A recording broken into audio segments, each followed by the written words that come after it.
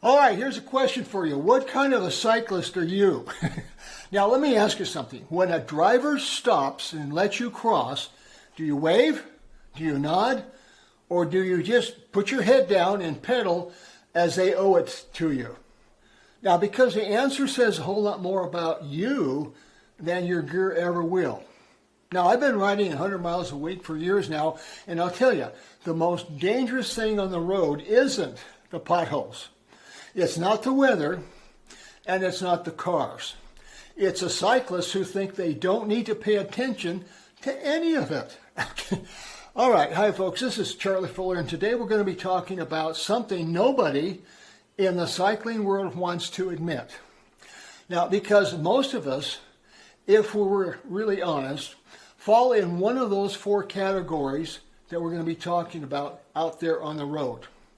Now, there's the considerate rider, the one who nods, waves, and acknowledges every driver who shows them common courtesy. There's the demanding rider, the one who expects traffic to bend around them like they're the center of a solar system. There's the unaware rider, helmet on, earbuds in, blissfully ignorant of every near miss they caused in the last 3 miles. And then there's the overconfident rider, the one who genuinely believes that because they're careful, everything is under control. And that could not be further from the truth. Now, I've been all four of them, usually before breakfast. Now, let me just tell you about a Tuesday morning a few years back.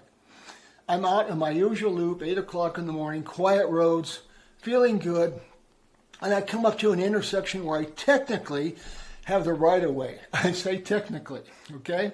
Now there's a pickup, a big one, the kind where you can't see the driver's eyes, and he's rolling slowly, the way cars do when they're either about to stop or about to ruin your entire morning.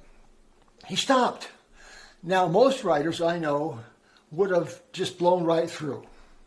Now, you've got the right of way, after all. But I slowed down, caught his eye, and gave him the biggest wave, most ridiculous wave that you've ever seen from a man in spandex. Now, the kind of wave that you'd give a long-lost cousin at the airport. He laughed. He rolled down his window and he said, "Man, you're the first cyclist who ever done that." Here's the thing. That driver didn't have to stop. He could have crept forward, forced my hand, and made me brake.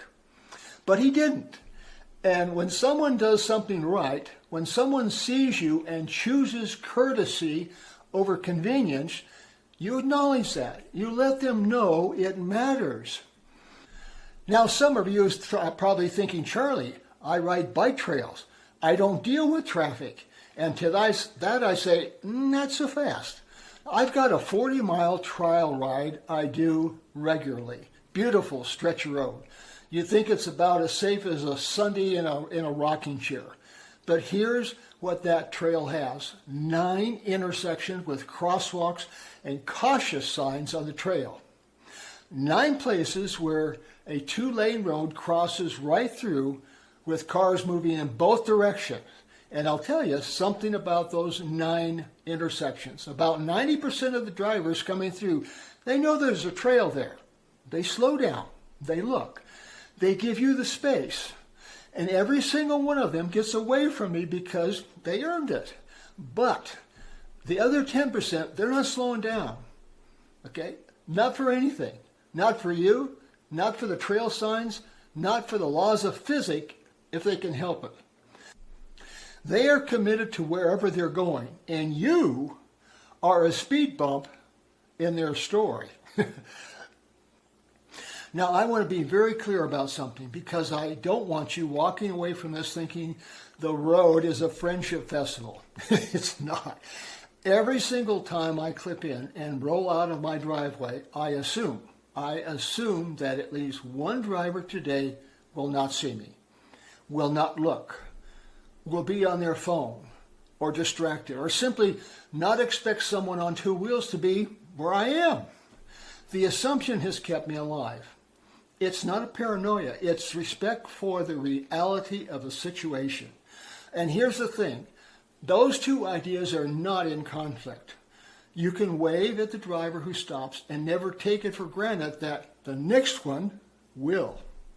You can be warm without being naive. You can be grateful without being reckless. A considerate cyclist doesn't just ride safely.